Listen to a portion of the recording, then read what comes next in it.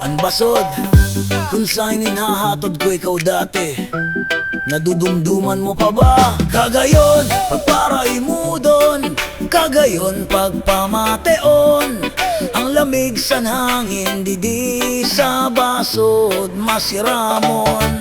Kagayon pagparay mo doon, kagayon pagpamateon. Anagihan pabasod, magayunon. Gonya na taon, 2026, Marso ang bulan na isapan magbakasyon. Maski jot lang kaadlaw, kay bagaan na kapong awon.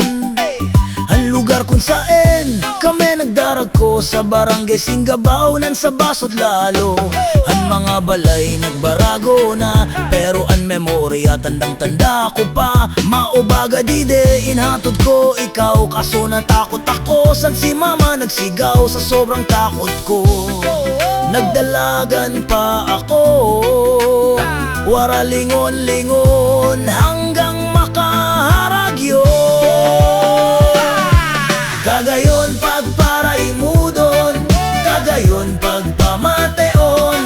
Ang lamig sa hangin, di sa basod masiramon. Kagayon pagparay mo doon, kagayon pagpamateon.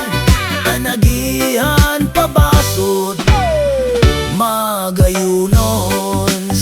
Sa to pirmi ako, di nag-aagi. Pag mapasalog mauini anway. Kay mga bata pa kami, syempre pasaway. Maghapon sa salog, lalo kunwara ang nanay. Nadudumduman ko talaga, san saradit pa kita. Maski magkabarangay lang, inahatod pa kita. San una ako na raw, ay kay bata ka pa. Kaso makulit ka, susundan mo ako sa kalsada. Todo tanggi ka pa, pero lugi ka. Kay pwede ko sabihon sa kanta, maski buwaan sabihon ko, sa ako sira maniwala. Kagayon pagparay mo doon, kagayon pagpamateon. Ang lamig sa hangin, di sa basod masiramon. Kagayon pagparay mo doon, kagayon pagpamateon.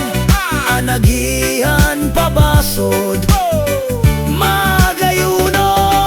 Kagayon pagparay mo doon, kagayon pagpamateon. Ang lamig sa hangin, di sa basod masiramon. Kagayon pagparay mo doon, kagayon pagpamateon.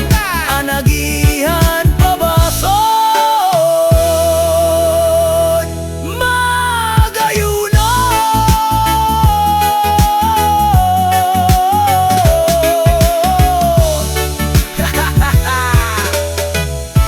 ang basod, kung saan hinahatod ko ikaw dati, nadudumduman mo pa ba?